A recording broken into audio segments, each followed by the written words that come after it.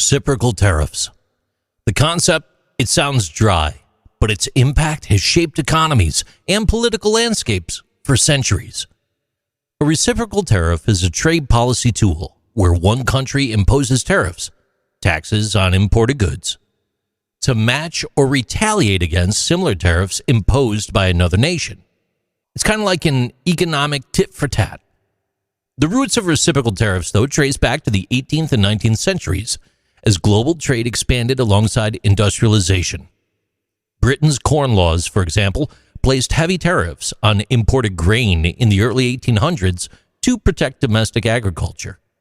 In response, other countries imposed their own tariffs on British goods. Trade barriers escalated. But the most notable period came after the Great Depression.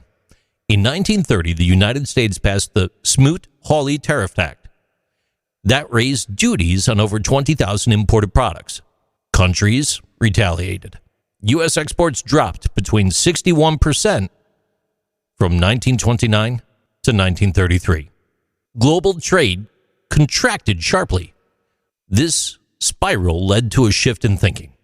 So by 1934, the Reciprocal Trade Agreements Act allowed the U.S. to negotiate tariff reductions with other nations on a mutual basis.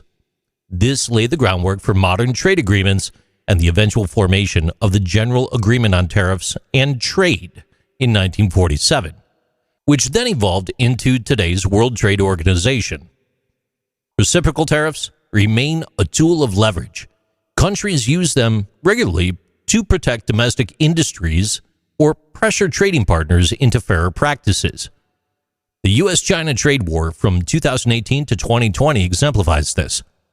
The U.S. imposed tariffs on $370 billion worth of Chinese goods. China responded with tariffs on $110 billion in American products. The goal was to force China to address intellectual property theft and trade imbalances. But here's a modern twist: sovereign wealth funds. These state-owned investment funds, like Norway's government pension fund Global, valued at over $1.5 trillion, or China's $1.3 trillion China Investment Corporation, are vehicles through which nations invest surplus wealth, often derived from natural resources like oil.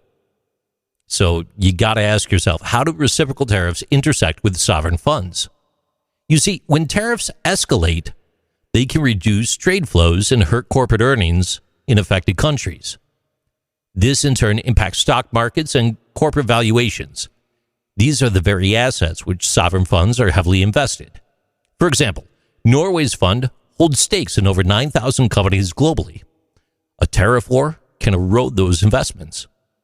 Additionally, sovereign funds themselves can become tools of economic retaliation. Countries like China or the UAE, they could shift their investments away from nations imposing tariffs or target sectors strategically by pulling billions from U.S. Treasury bonds or tech firms. This then exerts indirect financial pressure beyond simple tariffs. So in essence, the reciprocal tariffs are no longer just about crates or steel or bushels of corn. They ripple into stock markets, retirement funds, and the trillion-dollar portfolios managed by sovereign wealth funds. A single tariff, it could actually start a chain reaction, altering economics and reshaping global wealth in the stroke of a pen. So take a look at right now. President Trump's proposal to enact reciprocal tariffs aims to secure America's economic future by leveling the global trade playing field. Under this policy, tariffs on imports would match the taxes and barriers other countries impose on U.S. goods. This addresses long-standing trade imbalances.